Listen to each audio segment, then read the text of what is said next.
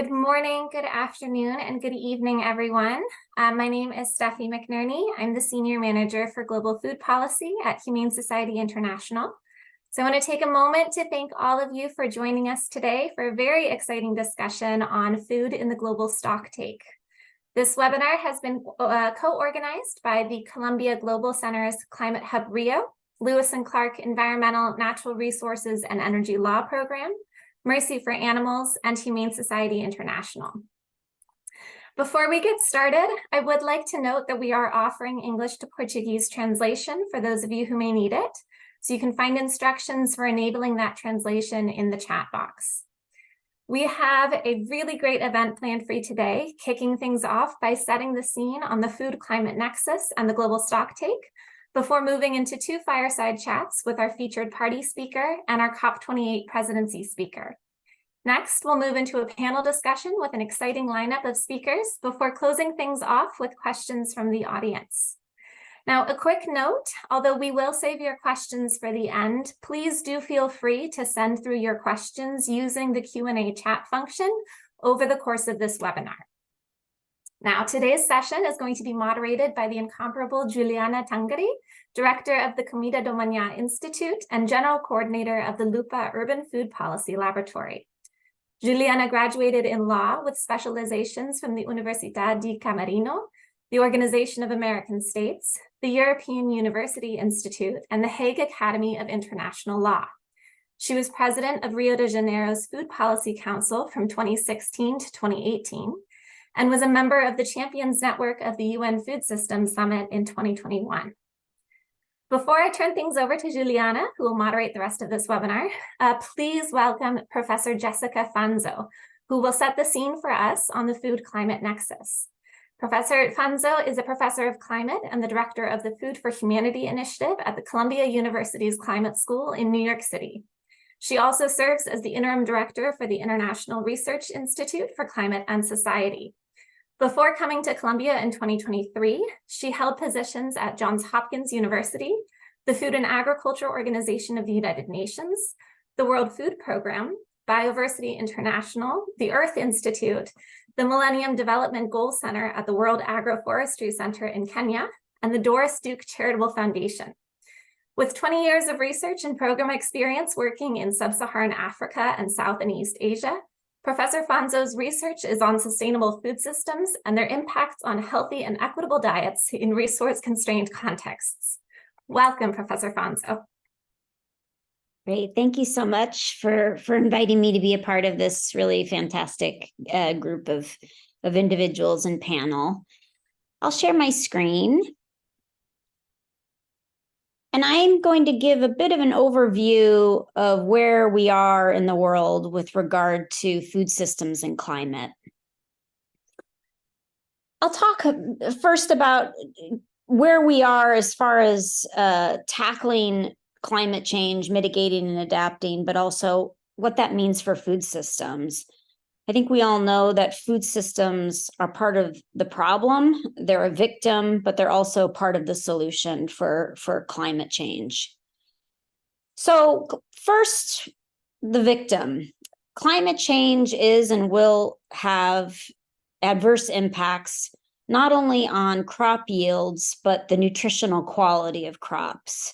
There's been a lot of models looking at into future years, how crops will fare. And this graph is showing you maize, wheat, soy, and rice, and the impacts of more CO2 in the atmosphere. And we see that maize crops will decline, soybean will potentially decline, as will rice. The only crop that really does quite well, but only really in northern latitudes, is wheat. There's also a lot of modeling suggesting that nutritional quality of crops will decline with declines in some of these major crop commodities of zinc and iron and protein. We're also dealing with climate-related extreme weather events. I think this last half of year has really shown us the vulnerability of human societies, as well as food systems. We have wildfires around the world, significant flooding heat spells, massive droughts that are impacting everyone everywhere. And the question is the world prepared and our food systems prepared to deal with these shocks? Well, we know that shocks are quite significant, and food systems are vulnerable to these shocks, potentially leading to crop failures. And this graph is showing you crops, livestock, fisheries, and aquaculture, and showing you shock frequencies, with the darker red being places experiencing more shocks, whether it's climate and weather, geopolitical, or policy changes. And we're seeing these shock frequencies increase over the last decade. At the same time, food systems are problems for climate change. They are significant contributors to global warming. Food systems overall contribute about 30% of total greenhouse gas emissions due to methane from cattle digestion and rice cultivation, emissions from manure and pasture management, land use change, largely deforestation, and the way we manage soils. At the same time, food systems are contributors to natural resource degradation, using 70% of all freshwater resources, significant contributors to biodiversity loss of plants and animal species, and limiting or overfishing of our global fish stocks. Deforestation is a significant contributor to climate change. And most of that has to do with agriculture and our decisions in agriculture. This is a graph showing you the major drivers of tropical deforestation, with beef production being the most significant. And for Brazil, you can see here this dark red. The Brazilian beef industry are significant contributors to deforestation of the Amazon.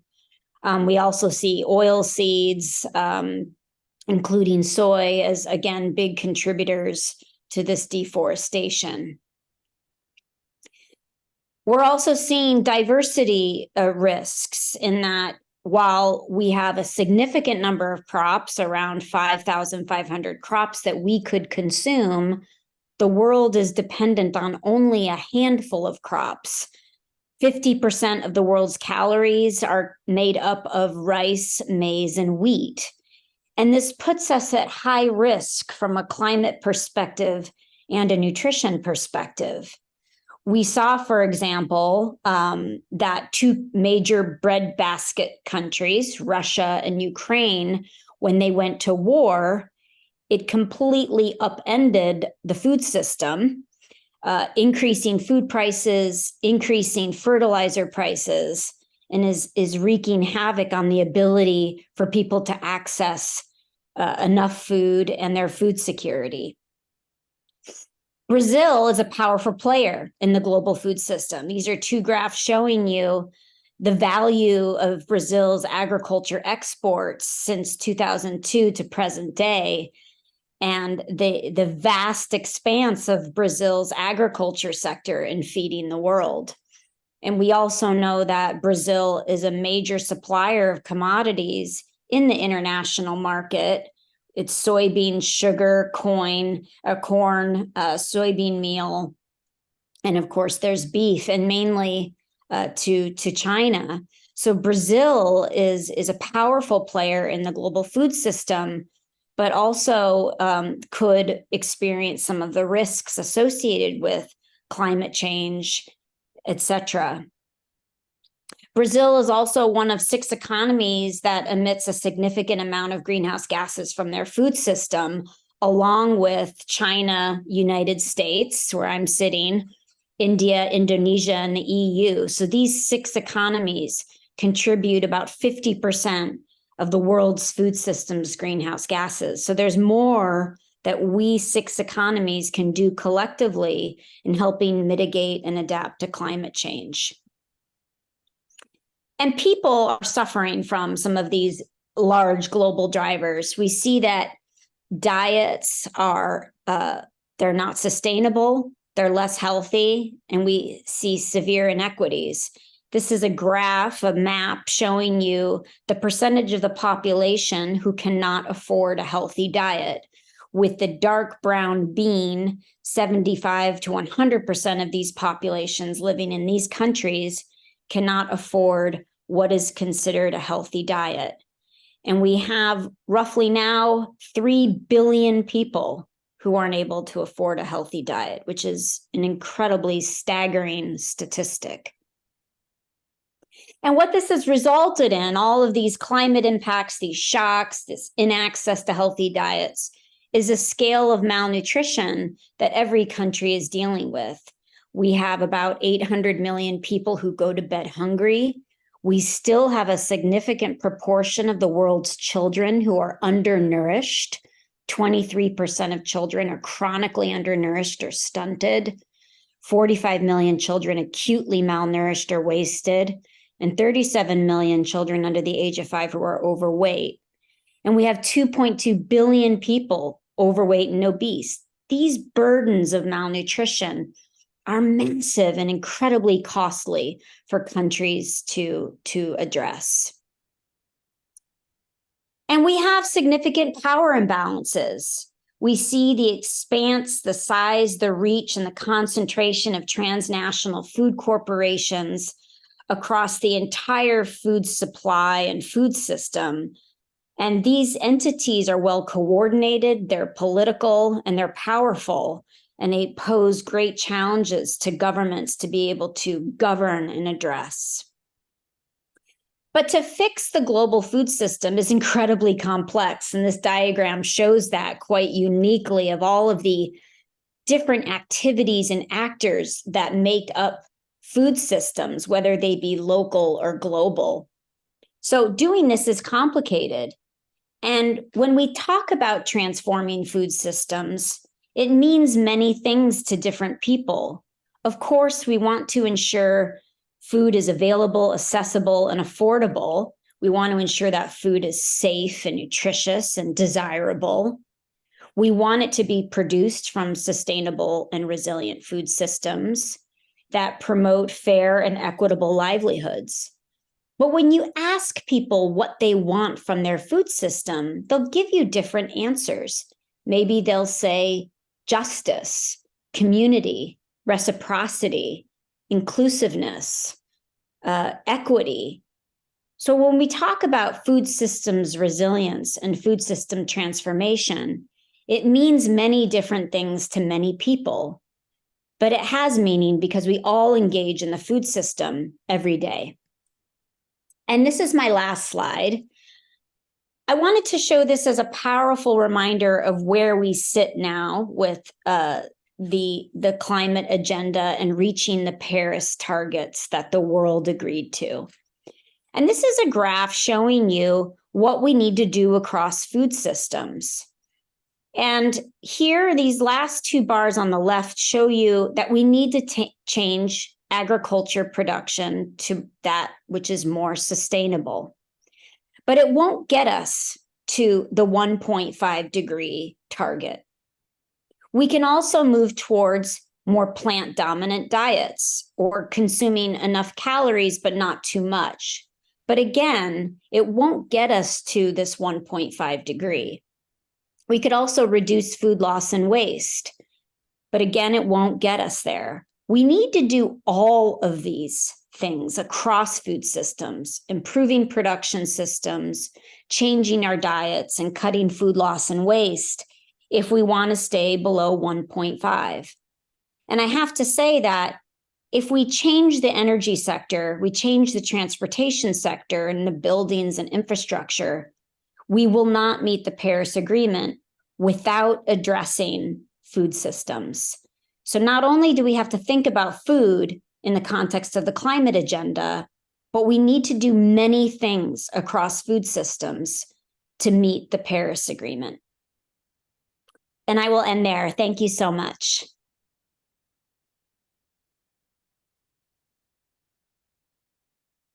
So, hello everyone. Thank you so much, Professor Fanzer, for this inspiring introduction on the relation of climate change and food and nutrition security. My role now is to give you an overview of the Global Stocktake. But before that, I just want to quickly greet all the speakers, organizers, and our audience today. I'm very glad to moderate this webinar, and I thank the organizers for inviting me to join you today. So, the Global Stocktake is a critical process underlying the hatchet mechanism of the Paris Agreement. Through the Paris Agreement, countries agreed on climate goals to pursue collectively, such as limiting temperature increases. The Paris Agreement seeks to put these goals into action through cycles of pledges. In particular, parties are required to submit nationally determined contributions, commonly referred to as NDCs, every 5 years, describing the national efforts that they will take in furtherance of the Paris Agreement. Each time a party submits a new NDC, it must progress on the previous NDC. This is a requirement that acts to drive more ambitious domestic policies. The next round of NDCs is due in 2025. The Global Stocktake is established under Article 14 of the Paris Agreement and involves assessing collective progress towards the Paris Agreement's goals. This stock-taking process is aimed at informing the next round of NDCs in 2025, guiding countries in increasing their level of ambition, updating and enhancing their climate actions and support, and enhancing international cooperation for climate action. Over the past 2 years, parties have engaged in the Global Stocktake's inputs and technical assessment phases. This first GST, the Global Stocktake, process is now in its final stages, and the outcome is expected to be presented at COP28 in Dubai. We can expect that the Global Stocktake outcome will reflect our current progress is falling far short of what is required, and that course correction is needed urgently. However, the specific messages in the GST will play a critical role in shaping future climate action. In the words of the UNFCCC Executive Secretary Simon Stale, the world's first Global Stocktake is a moment of truth. It must tell us where we are, where we need to go, and how we will get there. So having said that, I will call our first speaker. I want to introduce you Túlio Andrade. He is the head of climate negotiation at Brazil's Ministry of Foreign Affairs. A career diplomat, he served as climate negotiator from 2010 to 2018 and had postings in London and Tokyo. Graduated in law, he holds a master's degree from Harvard Kennedy School and a research degree from the Tokyo University of the Arts. Thank you, Túlio, for joining us. And please tell us, why is an ambitious Global Stocktake outcome important, and what could that mean for climate action on food systems? Thank you very much, Juliana. And first of all, I would like to thank the organizers of this webinar for inviting us. We are following very seriously the Global Stocktake, which is going to be the centerpiece of COP28. And we will actually, from the perspective of Brazil, make COP28 the second most important COP since COP21, when the Paris Agreement was adopted. And the reason why this happens is because the Global Stocktake is the moment in which, like Simon Steele mentioned, is the moment of truth. It's when us, parties of the Paris Agreement, we come together to assess where we were, where we are, and where we want to be in relation to the purposes of the Paris Agreement, which are very much related to mitigation on the one hand, but also adaptation on the other, always in the context of the role of the Paris Agreement in enhancing the implementation of the Climate Convention, the 1992 Climate Convention, which is a real convention. So for Brazil, it's very much important that in the context of sustainable development and efforts to eradicate poverty. So the two pictures, so to speak, one related to the mitigation and the other related to adaptation, as Professor Jessica has pointed out, are very much important to us, but also the means of implementation. The means of implementation that we need, and to which extent, what are the gaps of the implementation of the Paris Agreement in enhancing the implementation of the convention, and what needs to be done, and what are the lessons learned from the past in terms of the regime. So this is the importance of the Global Stocktake. Unfortunately, we are not in 2023 where we thought we would be when we signed to the Paris Agreement in 2015. In 2015, the goals of the Paris Agreement, the temperature goals, both the 2 degree goal and the 1.5, they were adopted in the context and based in the 5th assessment report, the 5th assessment cycle of the IPCC, which concluded in 2014.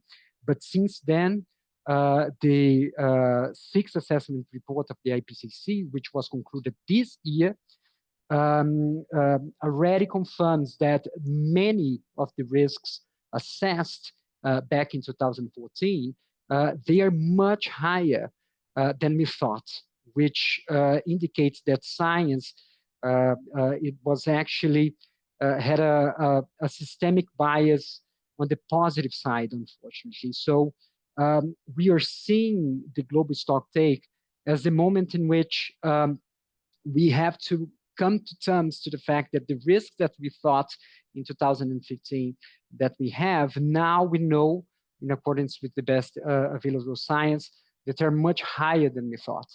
And this makes us link the Paris Agreement back to the convention, because the ultimate, even though the temperature goals of the Paris Agreement are 2 and 2.5, the ultimate objective of the 1992 convention is actually to prevent dangerous anthropogenic interference with the climate system. And now the best available science is very much indicating to us that the 2 degree temperature goal is no longer compatible to the ultimate objective of the convention. So if we are to prevent dangerous climate change in accordance with the ultimate objective of the convention, we have no other alternative but to keep the 1.5 alive. And this means that we need to come together as an international community to mobilize humanity in a united front in an unprecedented cooperation efforts to mobilize resources, financial, technology, capacity building resources in unprecedented scale and speed. If we are to achieve the ultimate objective of the convention, which is the 1.5. The 2 degree is no longer compatible with the convention. We have to come to terms with that. And if we have this reality, it means that in accordance with the IPCC, the window of opportunity that we have to keep the 1.5 alive is basically 5 years. We have this decade. This means that we need to mobilize everything that we have to share resources, distribute resources, to make the changes that science tell us that we need to undertake. And obviously, science, the objectives of the convention is also very much linked to the Sustainable Development Goals, to sustainable development. And the IPCC is also very clear. If the climate action is against sustainable development, this would be a reality that would impair collective and individual action. So the challenge that we have here, which for Brazil is an unprecedented challenge for humanity, is for us to be ambitious in related to climate in a way that will contribute to achieving all the sustainable development goals. So that's the seriousness of the situation. This is the moment in which we have to come to Dubai with many reality checks. And the reality check that we have to make is that achieving the sustainable development goals and keeping the 1.5 alive must be the topmost priority of the human race in this critical decade. This is a reality check. And the reality that we have now is that the context is extremely unfavorable to international cooperation. We are in a context of a very deep geopolitical competition. And at the same time, we are still recovering from the pandemic. FAO is also indicating that we are on the verge of a massive crisis in terms of food security. So it's a very unfavorable context, but we have no alternative. We need to act now, and the path between the Global Stocktake this year and the presentation of the next round of NDCs, which is going to happen in 2025, when Brazil offered to host COP30, this path is going to define humanity's success to keep the 1.5 alive. And if we do not keep the 1.5 alive, we are not in line with the ultimate objective of the convention. And we may also impair sustainable development. We may impair all other goals that are related to eradicating poverty, eradicating hunger, and addressing inequalities. So that's why a very ambitious GST is at the very core of the future of climate action, but also of the future we want, which is very much related to the achievement of the Sustainable Development Goals.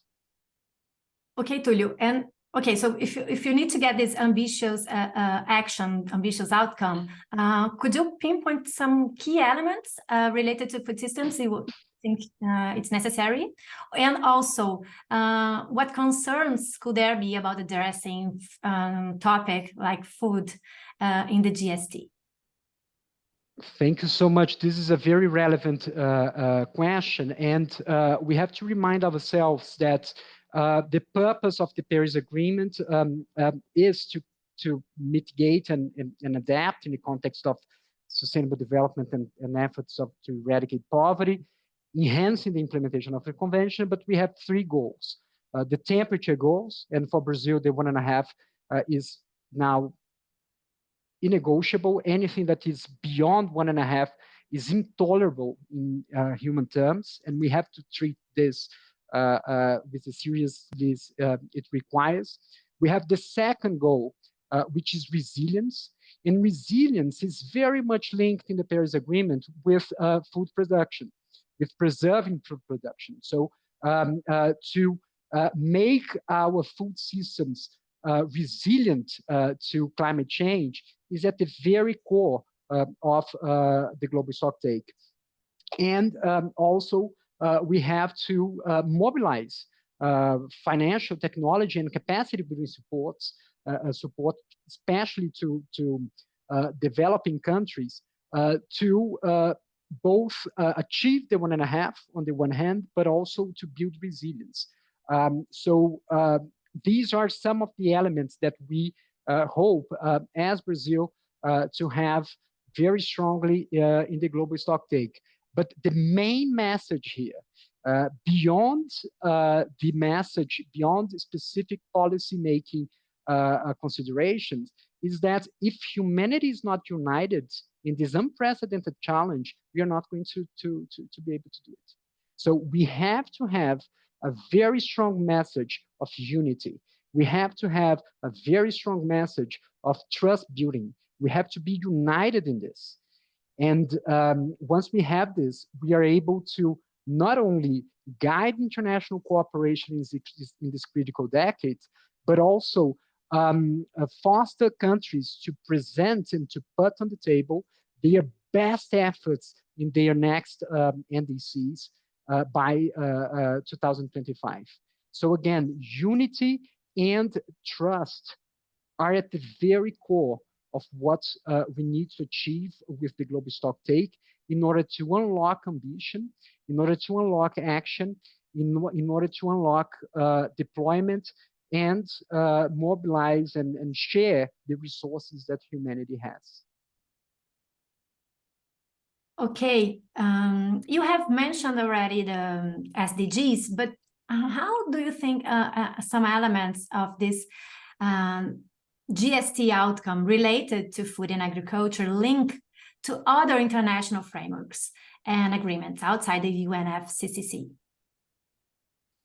I think this is also for us very much important.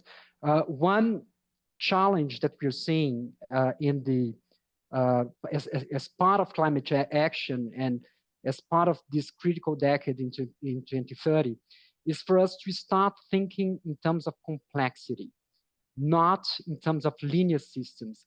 Every single challenge that humanity has before it is related to complex systems. So we have to make sure that we are not addressing one issue on the one hand without understanding what are the consequences in a more systemic kind of way. So thinking in systems, thinking in terms of complexity must be the norm, not only in terms of educating our children, but also our policymakers. And if we have climate change, if we have keeping the 1.5 alive as our main goal in the fight against climate change, the Sustainable Development Goals with all the 17 SDGs, they do provide a set of solutions, more systemically speaking, to address climate change in a sustainable manner. In terms of thinking in terms of complexity, thinking in terms of system, and not in terms of fragmented action. Because every single goal, and we're not only talking about SDG 2, which is about eradicating hunger, but the goals related to protecting ecosystems, our oceans, health, education, finally moving to sustainable patterns of production and consumption. All these goals, and most importantly, SDG 17, which is about partnerships, they're all interrelated. So we need to move in the climate fight guided by the SDGs.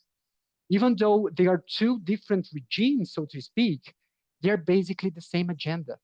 It is the SDGs and the UNFCCC are the footprint, the blueprint for us to be able to act in this critical decade in accordance with what the IPCC tell us we need to do.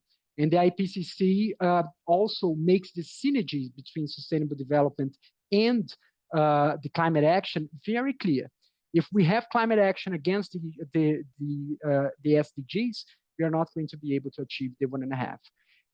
But we cannot have the SDGs without considering how keeping the 1.5 is important, because if we go beyond the 1.5, all SDGs are going to be at jeopardy. Thank you so much, Tulio Andrade, for have shared your visions of the Global Stocktake with us. Thank you. And now I move to Ms. Dada Bakudu. Ms. Dada Bakudu is a senior advisor to the COP28 presidency of the United Arab Emirates. In this role, she ensures alignment between UNFCCC agreements and agri-food systems and partnership initiatives. Previously, she worked for the Association of the Southeast Asian Nations, facilitating regional and international policies that supported a low-emission and resilient agri-food sector, contributing to sustainable transformation in the region. And thank you. Ms. Dada Bakudo, for being here with us. And could you share an overview of the COP28 food systems and agriculture agenda and how it connects with and supports the Global Stocktake outcome? Thank you very much for the invitation, and it's my pleasure to share with you the UAE presidency's food system climate action agenda.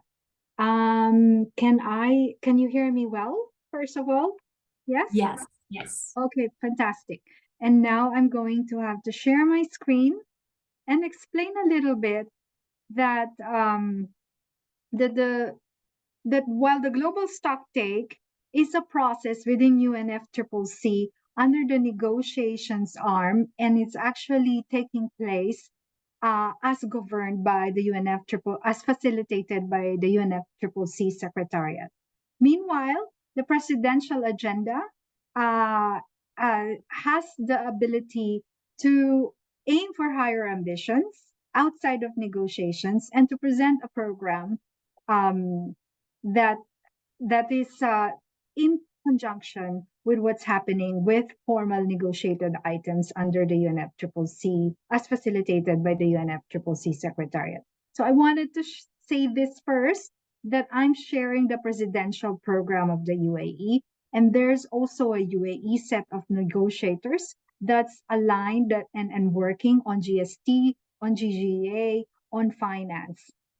So allow me, thank you so much for being able to share the presidential program on COP28 food systems and how we are trying to contribute to the GST and the formal negotiated items, the formal international multilateral environmental agreements that parties have signed onto. I won't spend so much time. I think many of my scientist colleagues ahead of me has already provided a basis that in order to contribute to the achievement of the Paris Agreement goals, the experts have believed that we really need to change and undergo systemic food systems transformation as prescribed as well by the IPCC report. So just to show that the presidential program on food system was a result of broad consultations in the last year of so many stakeholders. And it's aligned with the Paris Global Stocktake with an ambitious approach to go beyond the negotiated item, focus on systemic change, including national and non-state action, and aligned as well with the UN food system stocktake process, working closely with Dr. Agnes Calibata, who's been championing that summit, and align with UAE's domestic food priorities and action. Of course, there is a rationale for why UAE is also espousing a change in its food system. It's very much import-oriented. You will all come here to our place where we are sitting here. I'm sitting in Abu Dhabi, the political capital of UAE, but our meeting will be in Dubai, the economic capital of the country. And you will all know that there's limited water and arable land in this part of the world. Food waste is also increasing for this country, full of only 10% of Emiratis and 90% migrant workers. So there's a lot of, with increasing influx of people, there's really also increasing influx of food waste. There's a growing population and shifting diets. A lot of us with economic growth are also shifting for more meat-based diets. So to show leadership, UAE has gone ahead in transforming its food system. At the state level, it has revised its NDCs to incorporate the national food systems pathways. To include non-state actors, it has also launched joint procurement initiatives with farmers, agriculture businesses, and to enhance domestic food production. And in terms of innovation, UAE is one of the donor and supporter of the Aim for C Innovation Hub that is driving 8 billion investments in innovative agriculture solutions. And the Ministry of Agriculture and Climate Change of UAE is developing, hopefully we'll see it in COP28 some innovative finance instruments to support this food system transformation. I just want to show these 4 pillars, how we integrate, how we organize the program that supports transformation in the food system and contributes to the Global Stocktake.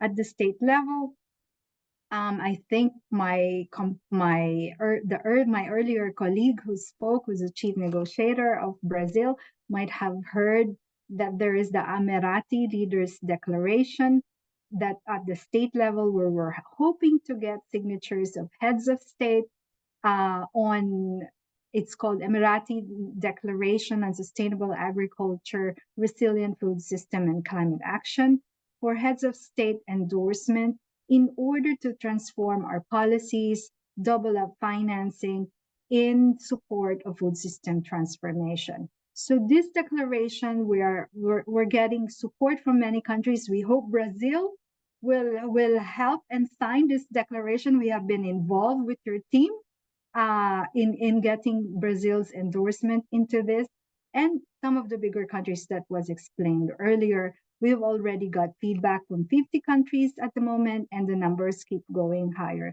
Behind this declaration, there's going to be a set of elements that support the implementation of this declaration, including policy guidance tools, support for negotiators involved in agriculture negotiation, as well in food security, and so many other elements, including housing previous presidential initiatives on dialogue exchanges. At the non-state level, there's 2 major outputs that we hope to headline. One is cooperation with top CEOs and top businesses in the world, such as Danone, Nestle, etc., to declare X number of hectares under regenerative agriculture. And then there's also a framework on regenerative agriculture that we hope to launch as well at COP28. On innovation, we both know that non-state actors and state-level policies are to be supported by innovation. And so there is also the development of a global scaling platform for agriculture innovation. This is being supported by a lot of, we are engaged with some of the major players here, including A4C, the CGIAR group, and the Kremer Commission. It's headed by Michael Kremer, who won a Nobel Peace Prize on his work on vaccines in Africa. And then there's funding, of course. I can't talk about this funding element at the moment. We hope we can share it much later on. But funding is a very critical element, the way it is a critical element of the GST in order to enforce a lot of the initiatives that we're hoping to have. And I think I'm just gonna, I think that within 5 minutes, that's a good enough already presentation that you can ask me some questions. Okay, thank you so much. Actually, that's, I think it would be just following what you have said. Food systems have many elements, right? In your work preparing for COP28, are there any issues that seems to be aligning for a strong momentum in your view? Yes, but Juliana, I would like to also mention how food system has journeyed within UNFCCC processes. I would like to highlight, for example, the food system as an approach. If you look at the negotiation space where there is agriculture, it would be under what is called the Sharm el-Sheikh Joint Work on Agriculture and implementation of climate action on agriculture and food security. So within the UNFCCC process, within negotiation, I would say that it's very, very slow progress for food system. The negotiators within the agriculture, there is a bit of resistance to accept the whole of food system as an approach, with various apprehension to food system. I just wanted to put it down there, and hence why the presidential program has aimed for higher ambition. because there's a bit of stall of where you could find agriculture and food system within the convention. Within the convention, it's within the Sharm el-Sheikh joint work. GST, of course, is not sectoral, but overall multi-sectoral, right? Going through all of this. So if you're looking at this home of agri-food within the convention, it would be at the Sharm el-Sheikh joint work on agriculture.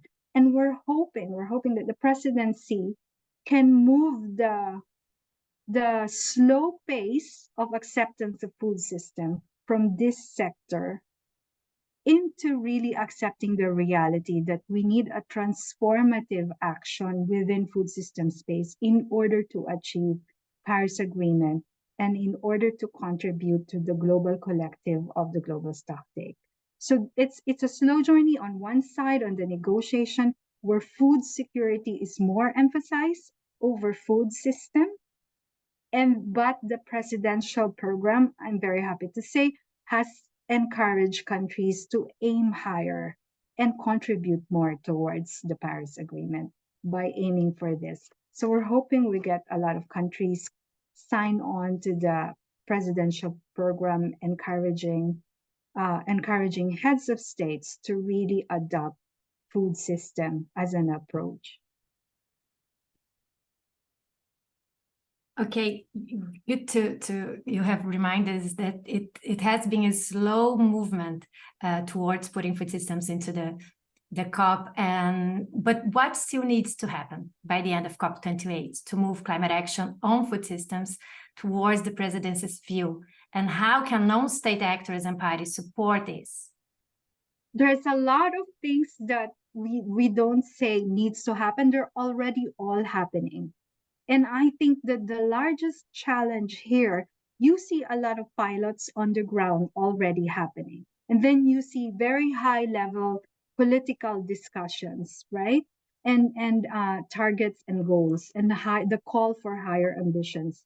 I was, for example, in a farmers discussion who are saying, we don't want higher ambitions. We just want to eat, you know? So it's what needs to happen, in my sense, is a collective coordination of all the events, of all the initiatives, of all the aspirations, and also the understanding, and this is what the presidency is doing, is facilitating brand marketing, one approach saying it's better than the other. For example, regenerative agriculture saying, okay, it's better than climate smart agriculture, or one brand saying it's better than the other. What the presidential program is doing now is putting them all together to say, look, there are very concrete targets that we need to aim for. You want to contribute to the Global Stocktake, for example, there needs to be this coordination amongst one another, and also understanding that not one approach, for me, is really superior over the other. What we are witnessing now is marketing of every other approaches. But what's happening is we need this collective exercise that the GST is actually asking us. And there's a lot of contribution that can happen from every stakeholder, including non-state actors. Let's remember that state actors are the ones reporting on progress. That's true. But actual implementation are all done both by state actor and especially by non-state actors, businesses. And let's remember that the biggest private sector are actually the smallholder farmers. It was just emphasized to me that the biggest private sector creating contribution are the large number of smallholder farmers that we have all over the world. So what the presidency is providing is the ability, is the opportunity to come together and coordinate, unify, put brands aside, and just look at the common goal. Great. And looking beyond this conference, what role can the COP28 presidency and UAE play in linking the conversations around food and agriculture across agenda items, both at COP28 and beyond? Okay, I think that the UAE presidency has been very pivotal in a sense that we are really creating coordination and inclusion of both the Food System Summit track and the UNFCCC climate change track. So my particular food system partnership program has enabled the Food System Summit people, the UN Food System Hub sitting in Rome, and the UNFCCC elements to come together. You could see it all translated from the high-level declaration to the small initiatives, to the innovation bundles that we are supporting. It's really integrating both climate agenda with food system agenda and vice versa. So that, I think, is going to be the legacy and what the UAE presidency hopes to leave behind and go support and implement. Thank you so much. Thank you so much, Ms. Devakudu, for having shared your visions with us. And let's move now for our panel. And this panel will talk about how the global stocktake and related areas of action can drive climate action on food forwards.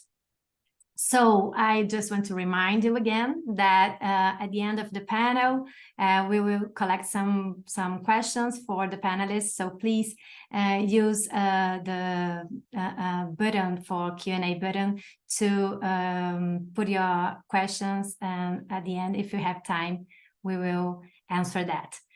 So I want to introduce our first panelist, Sebastian Osborne.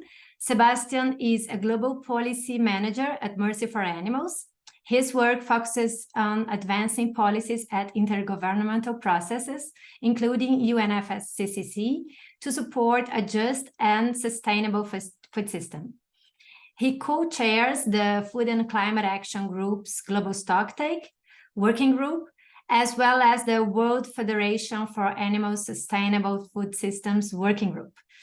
His background is in law, and he also has professional experience in fields including education, sustainability, and finance. Welcome, Sebastian.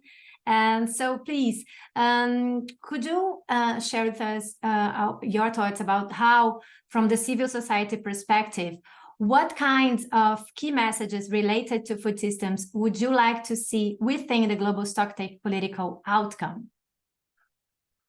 Thank you, Juliana. I'll start by saying that throughout the global stocktake process, from the technical phase to the consideration of outputs, we've seen really unprecedented levels of UNFCCC civil society engagement, with the importance of climate and food emerging as a major area of focus.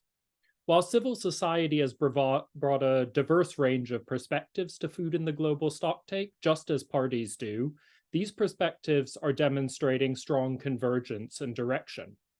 Over the summer, I had the privilege of helping to coordinate a submission on the elements for the consideration of output components, that is to say, what we want to see in the global stocktake political outcome at COP28, on behalf of around 65 organizations. These ranged from environmental and human rights NGOs to academic institutions and development agencies to animal protection organizations like the one I work for. The goal of this submission was not to advocate from any organization's individual perspective, but rather to collectively contribute towards identifying how the GST can and should address the food-climate nexus, taking into account the science, the current progress, and the priorities of parties. To do this, we consulted with dozens of additional NGOs, as well as parties, party groups, intergovernmental organizations, and UNFCCC constituencies. This isn't a perfect science, but I'll highlight two key points which I'm increasingly hopeful the GST outcome will reflect after going through this process, seeing discussions of food in submissions from other non-party stakeholders, as well as in the submissions from parties, and subsequent discussions, for example, at the recent intersessional GST workshop. First, more ambitious and comprehensive climate action on food is necessary. By this, I mean that we need a greater focus on food within the UNFCCC if we are to achieve food security, climate adaptation, and climate mitigation goals. Of particular importance is the need to address the elements of the food system more comprehensively. In NDCs, for example, we see a lot more attention to production than consumption, but we know that action on both is necessary and that addressing either by itself risks maladaptation. We've seen significant momentum towards this in recent NDC updates, as well as in other processes such as the UN Food System Summit, but this has to accelerate urgently. Second, and equally important, climate action on the food system needs to be integrated, holistic, and just. Our food system is critical to our success across global priorities. Globally, it's the biggest determinant of food security, but also the biggest determinant of human health, ecosystems and biodiversity, animal welfare, just to name a few. We can't take action and only think about mitigation, for example. A mitigation policy that incentivizes technology only suitable for large farms could disadvantage small-scale producers. The good news is that there are many win-win policies. The critical thing for making climate action on these happen will be recognizing and then considering the interconnectedness of the food system and its interfaces with other issues. To summarize, we need climate action on food that is ambitious, that is comprehensive, and that is just. Civil society recognizes that this is challenging, but we are committed to helping parties achieve this and the success of the Global Stocktake and of the Paris Agreement. Okay, thank you so much, Sebastian. Comprehensive action and holistic approach. Good to start. And so we will move to Clement Metivier, our second panelist. Clement is acting head of international advocacy at WWF United Kingdom, a climate and biodiversity policy expert with 10 years of experience in influencing international processes. Clement has been dedicating his career to strengthening global action on climate change and biodiversity loss. After working in government, a think tank, and an NGO in France and the US, Clement joined WWF UK in 2019. With WWF, he has worked on the development of the landmark Global Biodiversity Framework, as well as on the integration of nature and, more recently, food systems on the international climate agenda. So, Clement, once the Global Stocktake political outcome is agreed, can you speak to how we might implement the formal process into national action? Sure. Thank you, Juliana, and hello, everyone. So first of all, I would like to thank the organizers of the webinar for their invitation and for organizing this useful exchange. Basically, I would like to share 3 recommendations about turning the outcomes of the Global Stocktake into national action for food systems transformation. And the first recommendation is really about the negotiations and how governments should agree and adopt an ambitious roadmap to accelerate climate action on agriculture and food security. And this is something actually that Dada was mentioning earlier. As you may know, agriculture is actually the only sector that has its own work stream in the climate negotiations. And that offers a great opportunity to push food systems transformation in the formal negotiations at COP28. So last year at COP27, governments adopted this Sharm el-Sheikh joint work on implementation of climate action on agriculture and food security. And at COP28, they have the opportunity to forge like a sort of roadmap for that joint work, basically to clarify their priorities, their activities for the coming years. And we really hope that this roadmap will include more details, will include concrete activities, and very importantly, a focus on the entire food system, covering both supply and demand. My second recommendation is about the integration of food systems in national policy instruments. And my colleagues at WWF have actually assessed the national climate plans called the NDCs, and they have found that more than 90% of them include at least one policy measure that relates to agriculture or food systems. And that is great. But if you look at the fine print, only 5 NDCs include measures for both sustainable food production and consumption. And even in more details, only 2 NDCs include at the same time sustainable food production, food loss and waste, and also healthy and sustainable diets. So when you look at that, there is a lot of room for countries to better integrate food systems in their national climate plans, but also in other instruments, for example, the national adaptation plans or the long-term climate strategies. And that obviously should happen relatively quickly after the global stocktake, especially as all countries are expected to revise their national climate plans by COP30 in 2025.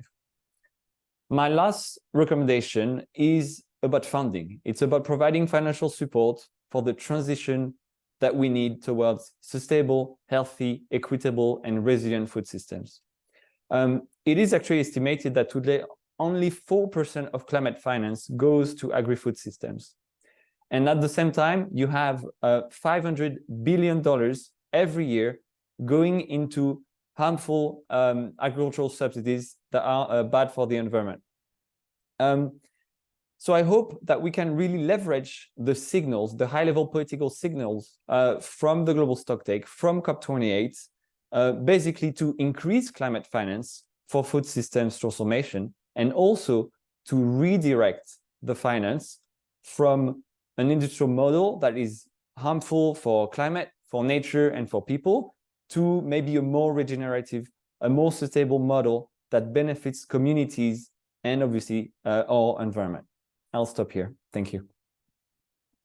Thank you so much, Clement, to remind us about the food systems in the negotiations and in national policy instruments. And funding support, of course, also very important. So thank you. And I will move to Cécile Michel. Cécile works for the city of Milan in the Milan Urban Food Policy Pact Secretariat since its foundation in 2015, helping manage the network of over 270 cities worldwide, some of them in Brazil, supporting them in their journey towards more sustainable urban food systems and keeping them engaged in the community. She is currently the project manager for Milan for the EU project AfriFood Links. She started her career in the international cooperation sector, working for NGOs in Italy and in the field in food-related projects in Mali, Senegal, Burkina Faso, and Niger. In 2015, she worked for the scientific committee of the city of Milan for the Expo Milan 2015. And Cécile is also an international election observer for the European Commission and the Organization for Security and Cooperation in Europe, having observed elections in Burkina Faso, Armenia, Nepal, Uzbekistan, and Hungary. Cecilia holds a master's degree in international relations from the University of Milan. So welcome, Cécile.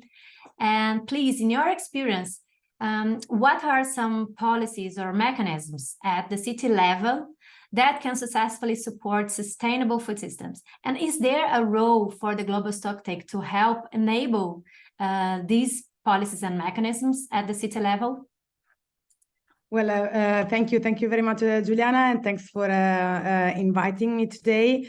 Well, indeed, supporting food sovereignty and sustainable food system, as we have discussed right before, is a complex and multifaceted challenge that requires, of course, a combination of policies and mechanisms by multiple actors. In my intervention, I would like to focus on those that fall under the mandate of local government of cities, as we know that cities play a crucial role in shaping the food system, as half of the world population currently lives in urban areas. There are many fields where local governments and cities have the mandate and space for impactful action. I would like to provide you some concrete examples from some of the 270 signatory cities of the Milan Urban Food Policy Pact. First of all, promoting sustainable farming practices in urban and peri-urban agriculture. One of the signatory cities of the pact is the city of Rosario in Argentina, and they decided to restore around 800 hectares of abandoned and degraded land with agroecological techniques. but also reducing food waste by implementing measures to reduce it at all stages of the supply chain. The city of Milan, for example, has inaugurated 5 food waste hubs that saves food from the private sector and donated to charities through a governance effort that has been put in place and is led by the municipality. But also food waste management. The city of Quelimane, but also many other cities around the world are currently installing municipally owned compost center to divert food waste from the landfill, so to produce compost for local afforestation projects. Another very powerful tool is green public procurement. In fact, by adopting criteria such as organic or locally sourced food for food procurement for public facilities, such as schools canteens, for example, cities can have a huge impact in shaping the food system. I think, for example, to the city of Copenhagen, who decided to reach the ambitious goal of 100% organic food provided in schools canteens, but also the city of Montpellier that is introducing more and more plant-based menus with the aim of reducing CO2 equivalent emissions, but also the city of Milan, again, that is reducing red meat in favor of pulses to reduce the carbon footprints in its schools canteens.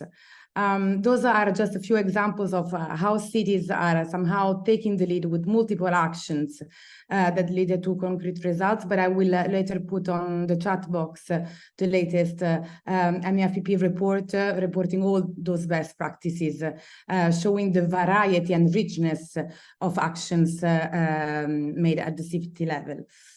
Is there a role for the Global Stocktake to help enabling this?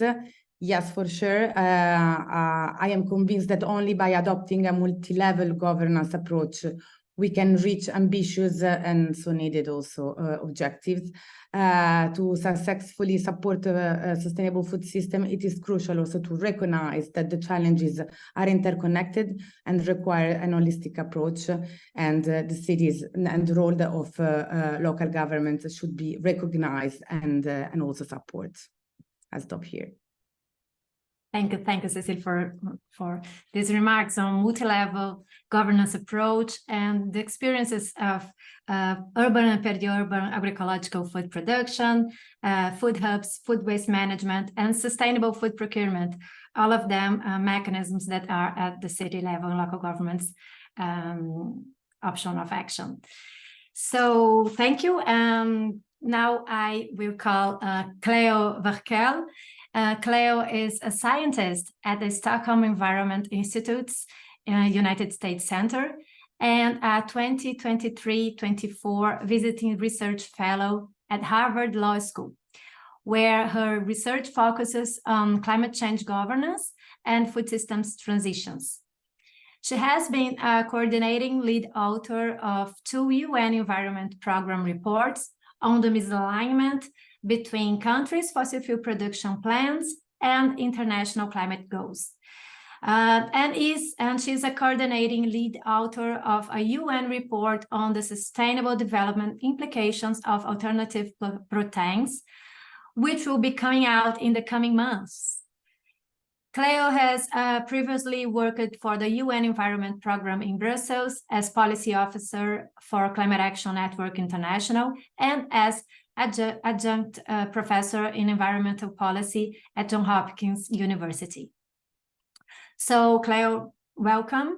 And please, what is the role of just transitions when it comes to food systems, and how can these be considered in the Global Stocktake to ensure climate action on food is just and equitable?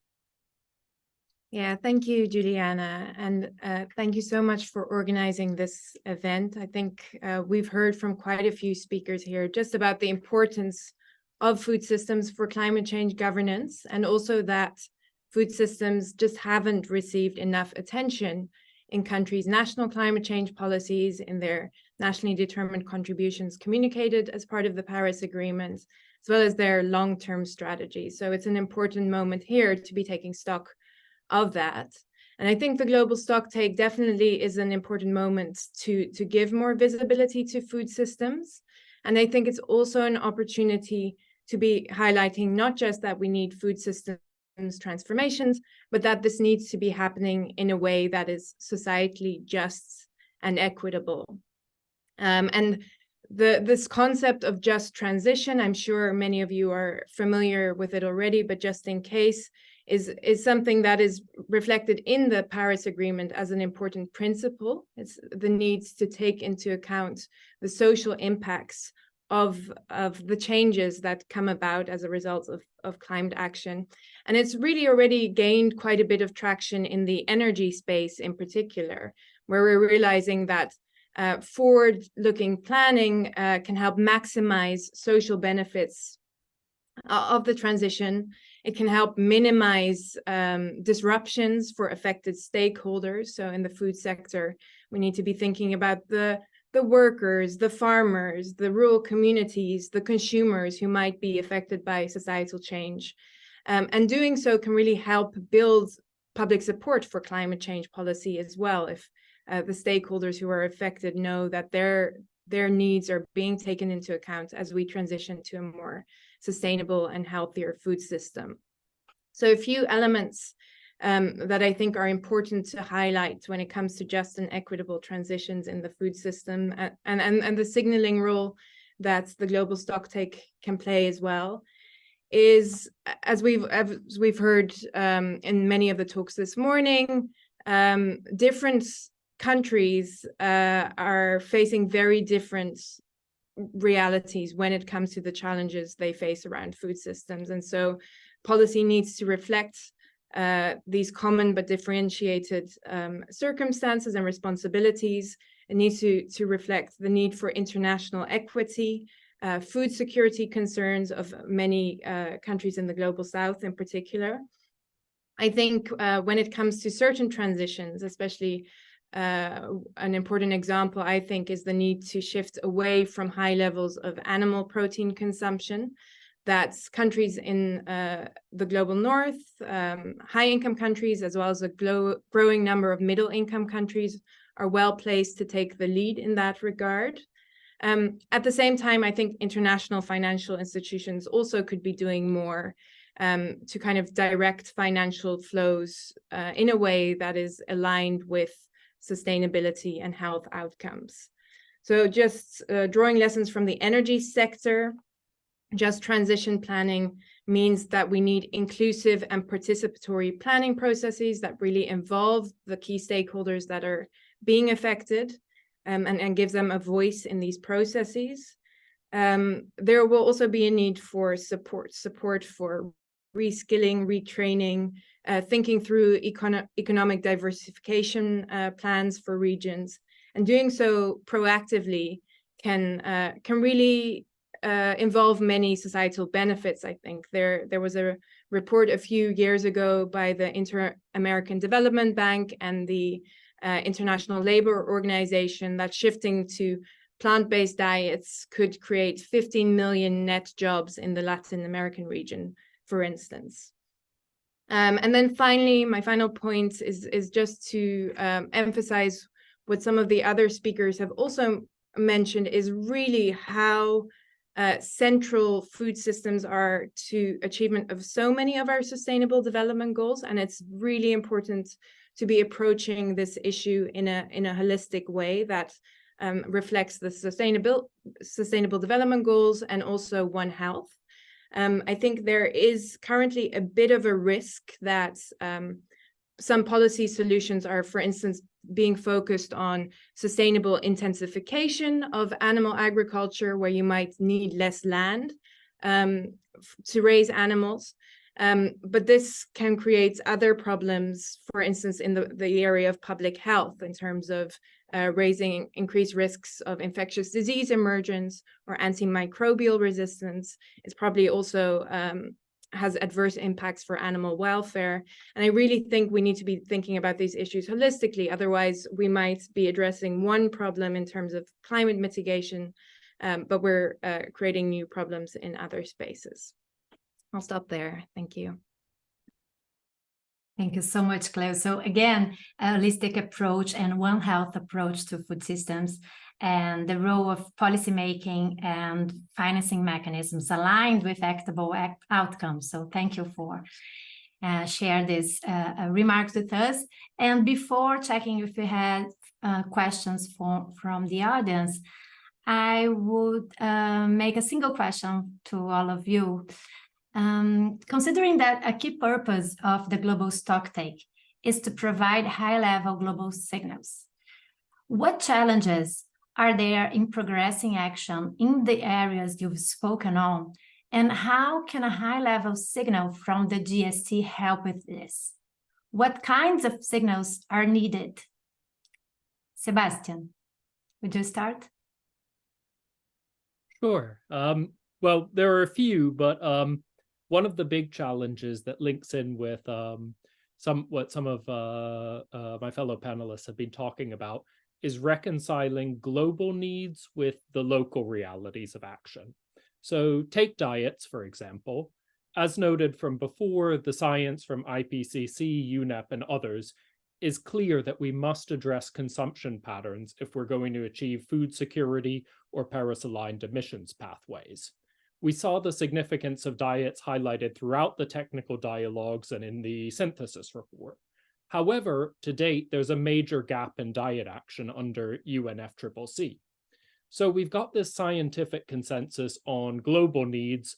We also have the global political consensus that people should have access to healthy diets. That's reflected in SDG 2, and on the importance of sustainable consumption. That's reflected in SDG 12. However, the local realities of action to achieve this are very different. For some countries, there's a critical need to shift away from unhealthy and high-impact dietary patterns to reduce non-communicable diseases domestically, and also to enable humanity as a whole to remain within the planetary boundaries.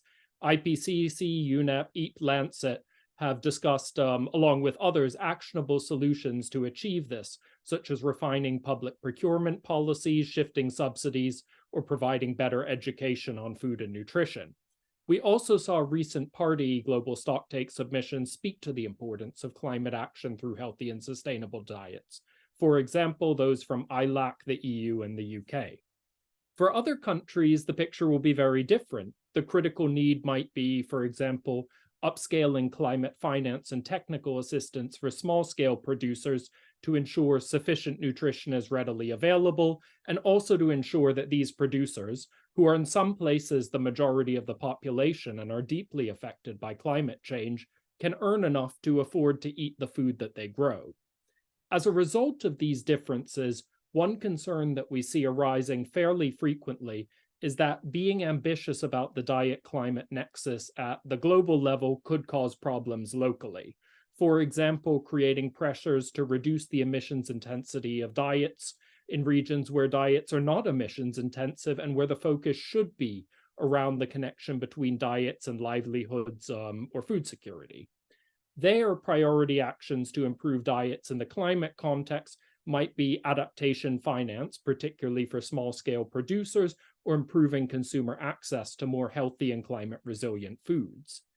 But if we don't address the diet-climate nexus globally, we lose out on the focus, the international cooperation, and the support that is necessary for context-appropriate local progress. And so what we need to be able to do is to talk about diets and to do it in a way that unifies us behind particular goals, such as addressing the global dietary emissions or upscaling overall adaptation finance, while also recognizing that the relevance and details of these goals has to be different for different countries depending on their circumstances. The GST provides a rare opportunity to do that for diets and for other food systems issues also. Crafting the language that allows that will not be easy, I know, because we tried in our coalition submission, but if parties can do that in the GST political outcome, I believe it will be an absolute game changer. Thank you. And Clement, for you, what kinds of signals are needed for implementation processes? Yeah, I just wanted to maybe come back on sort of two challenges that I see. The first one is very much related to the focus in the climate process so far on just issues related to agricultural production. And obviously that's great, but I feel like moving forward to have this sort of holistic and integrated approach to food systems, there has to be a movement beyond that sole focus on production. And I hope that the Global Stocktake this year is going to be very explicit about the need for food systems transformation to not just be about production, but also about things like food loss and waste, nutrition security, diets that obviously Sebastian was just mentioning. So I hope that we're going to see very clear references to those elements, those sort of building blocks of a successful food system transformation in the agreement at COP28. One sort of other element and one other challenge I wanted to mention is related to supporting smallholder farmers in accessing climate finance. And obviously there are 500 million smallholder farmers in the world producing probably around a third of the food we eat. And they are very vulnerable to the impacts of climate change and also have many challenges in terms of accessing support for adapting to climate change. So I think there's also a need for the Global Stocktake from the COP28 outcome to recognize those sort of essential elements about smallholder farmers. And maybe I can give very quickly three sort of elements I would like to see in the outcomes of COP28 and the Global Stocktake. The first one would be to say that very clearly that smallholder farmers, and especially women, play a vital role in ensuring food security.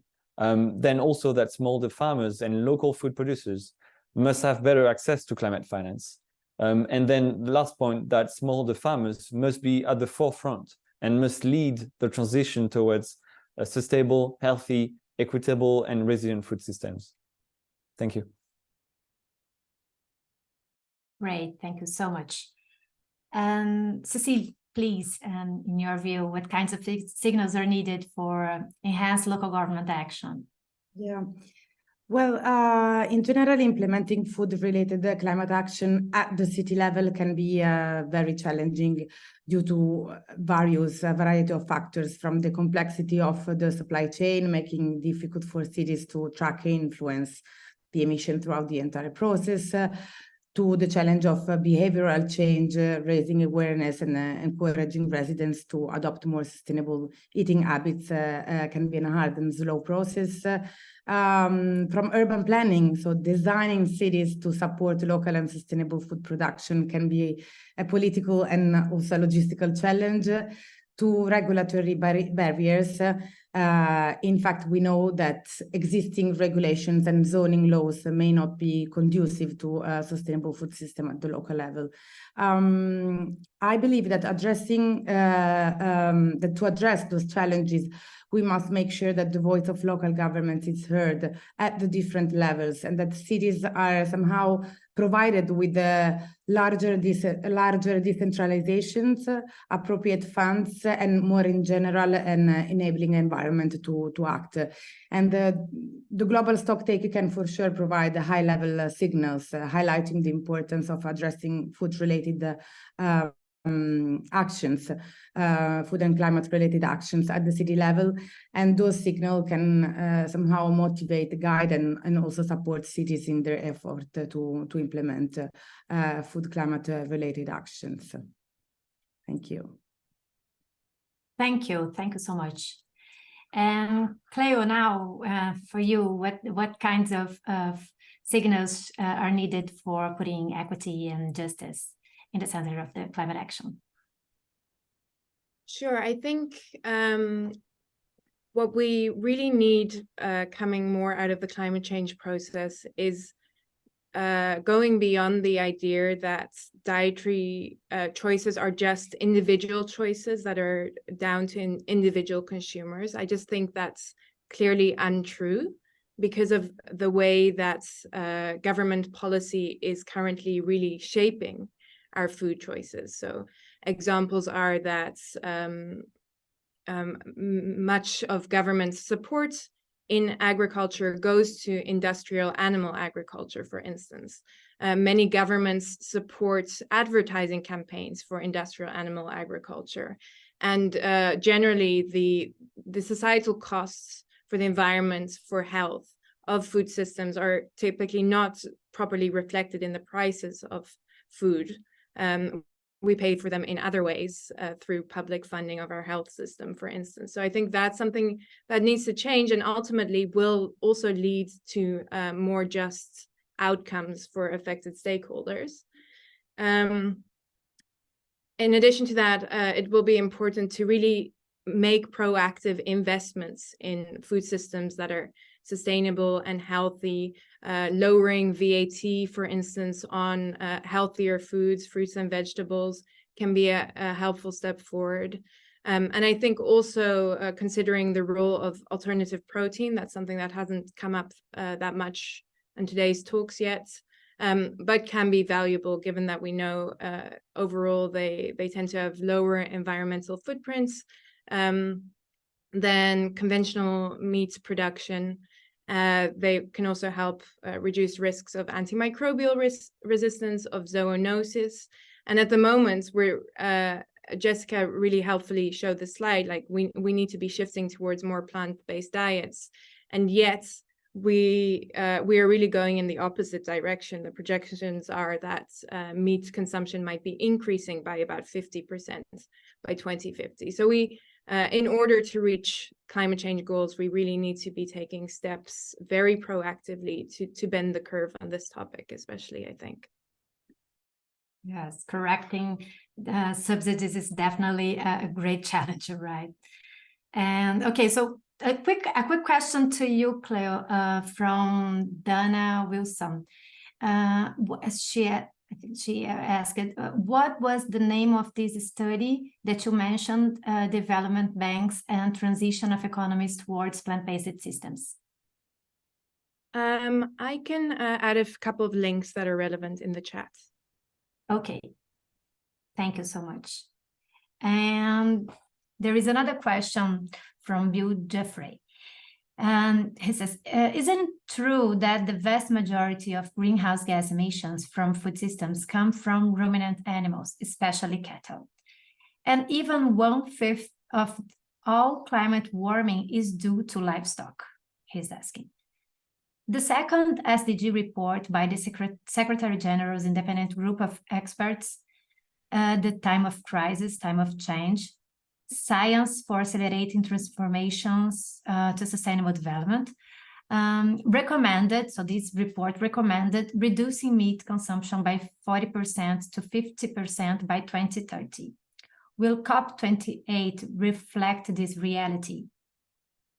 Who could start answering, Bill?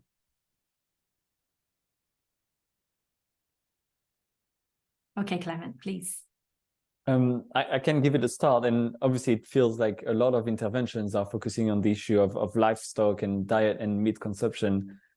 I feel like the climate process so far has been a bit blind to the issue of food system, or it's been in the background a little bit. So I don't know to which extent we're going to be able this year in Dubai to go to a strong level of detail on the actual root causes of the problem. I feel like having a recognition of the need to act across the entire food systems in the outcomes of the Global Stocktake and the outcomes of COP28 in the negotiations would be a great start. And then obviously in the coming years, we can maybe go more into the details. But I feel like this year, let's just have that recognition of the need for combined action across the entire food system, talk about issues like food loss and waste, healthy and sustainable diets, and then maybe later we're going to be able to name some of those elements that we've been discussing today. Thanks. Great. Would anyone try to... Okay, so let me see if we have... Okay, Cleo, please. Yeah, I just want to echo that point, really, that it can be hard to get a consensus from, nearly 200 countries in the actual climate talks, but political signals are important, and there's so much room for actions happening on the sidelines of COP as well. Initiatives from cities will be very valuable, from the private sector that they're investing in alternative food systems. So I think it's incredibly important that the COP process pays more attention to food systems, but it's not the only thing that matters. And I think it's helpful to be knowing that actually the real world is already taking steps in this direction. Right, thank you so much. And I don't think we have, okay. Isis, I think it's the last one. Isis Alvarez question. Learning from past experiences, are there any documented experiences of successful financial support to smallholder farmers that are also considered participatory? I think that may be coming after my intervention. And yes, I think there are a lot of great examples and lots of great case studies and local experiments that should be replicated or that should be a source of inspiration for that sort of transformation we want to see in the food systems. But I think there are still sort of systemic issues that have to be solved in terms of access to funding, in terms of very complex application processes to access support. So I think my point was more referring to the sort of processes and the sort of mechanisms that are happening at the global level. Because yes, from the ground, I think there are many great things happening that obviously should be a source of inspiration for that sort of transformation we want to see happening. Thanks. Okay, Sebastian or Cecile? Would you want to join? Okay. Okay, and I'm receiving here the last because I don't think we have more time for this. Guilherme Campbell made 3 questions, but sorry, Guilherme, I would take just one. He says, good morning, good afternoon, everyone. Thank you for the excellent representations and questions. My name is Guilherme, I'm Brazilian, and I'm a student at the University of the State of Rio de Janeiro. The first question is for Jessica. You talked a lot about Brazil's role in food production and other quantitative indicators on why we should be more attentive to issues that make our food systems more resilient. A question that I often think about and would like to hear your opinion on is whether the social role of meat consumption is taken into consideration at any point in the development of proposals that call for a dietary transition based on reducing meat consumption. And I say this within a context where in some more peripheral regions and among poorer families, meat consumption in particular can be a symbol of abundance and so on. So Jessica, would you answer Guilherme? Sure, happy to. I missed the first part around indicators of resilience, was it? He is from Rio de Janeiro. He's a student in the University of Rio de Janeiro. Oh, okay, I see. And the quantitative indicator. Okay, he yeah, mentioned. I see it. Okay, so on that first question, it's an interesting one because while there's a lot of food systems data to look at different drivers of food systems change or how food systems are functioning or food system outcomes, we don't have a lot of data in real time of how food systems are performing with regard to their sustainability and resilience. We have a new project called the Food Systems Countdown Initiative, where we're tracking indicators to get an understanding of their resilience. So we have markers, but we don't really have any indicators in real time. So if a food system is hit by a shock, we don't have data that tracks how food systems are performing in that moment or in the near term. So it's a bit of a limitation of how much we can say how food systems respond to shocks and their resiliency. So there's limitations in data. On meat consumption, I was part of this Eat Lancet commission that was mentioned. And I think in that first commission, there was less focus on cultures and traditions around meat consuming societies, much less on the idea that in some countries there's too much consumption of meat for human health and environmental sustainability, whereas in other countries, people don't get enough access to nutrient-dense animal source foods. So the Eat Lancet is having a second commission, and there's going to be a lot more focus on planetary diets with an S, and the importance of social norms and culture of societies that are much more dependent on meat, like pastoralist societies in East Africa or Mongolia, and trying to understand where are the places where meat consumption is incredibly high, that's detrimental to both human and planetary health, and what are some of the soft and hard policy options to help people reduce their consumption in certain places, and what are the policies to help resource-constrained populations get access to more nutrient-dense animal source foods. So I think the next Eat Lancet will be much more nuanced around this idea of inequities and the cultural importance of animal source foods in some parts of the world. But it's difficult because there are definitely countries that need to come down on their meat consumption. I sit in the United States, and sometimes you see people eating meat at breakfast, lunch, and dinner. And it's not necessary. It's not healthy to consume so much meat. We have a lot of different foods that are available in the world: legumes, pulses, fruits and veg, nuts, that can be consumed and get important nutrients. So it's a really becoming an equity conversation around moving diets more so in some places, and ensuring at the same time that in places that are still struggling with food insecurity, that they have enough high quality foods and get access to those foods. So it's not an easy answer. And I think my worry at COP is that, this idea that people need to change their diets. It is incredibly hard to change diets in the food systems that people engage with every day. We absolutely need governments to help eaters with their choices.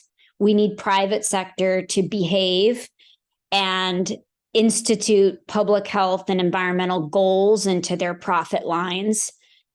To leave it on the backs of eaters and consumers is incredibly dangerous for populations who often have very limited choices. And at COP, it's always, we're governments, we don't infringe on self-liberties, we're not going to tell people what to eat. Well, they need to help eaters in getting access to healthy foods. This kind of hands off the wheel approach is not satisfactory anymore. Definitely. Thank you so much. And I think we are all looking forward for this second and next Eat Lancet Commission report. So I think I'm closing this panel. Thank you so much for this insightful debate. I hope all of our thoughts and comments here were helpful. And I will give the floor to Jessica to close your closing remarks. Thank you so much.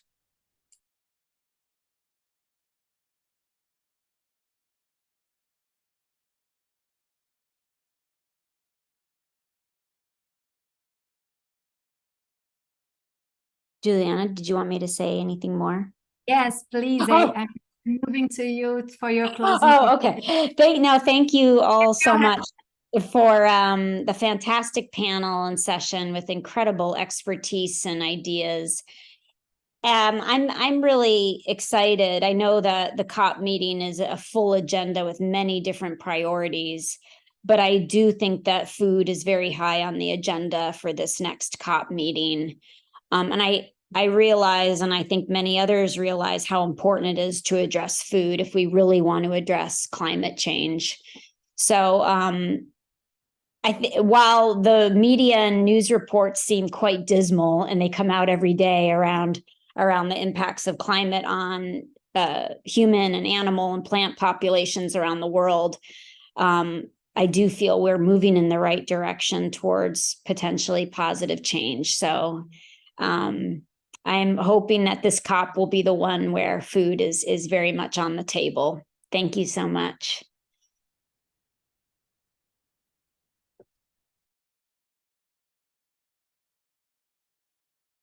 Wonderful. Thank you all. Thank you to all of our speakers, all of our panelists. Thank you to you, Juliana, for moderating this session. And thank you to the audience for joining in with us on this discussion today. We really, really appreciate your time and attention. A few quick housekeeping notes before we close this. We did record this webinar, so the recording will be available. We will also work on a summary of keynotes and messages that we will share with all of you. And if you have any questions that we didn't get to for some of the speakers, please go ahead and email me. We will get in contact with the panelists and try to get some of those answers. As I know, we did run a little bit short on time, but all of your questions are valuable. So thank you again for all of your attention. My email should be in the chat, I'm hoping. But if not, it is smcnerney, so you can see my name on the screen at hsi.org. So again, thank you to everybody and have a wonderful rest of your day, night, wherever you are.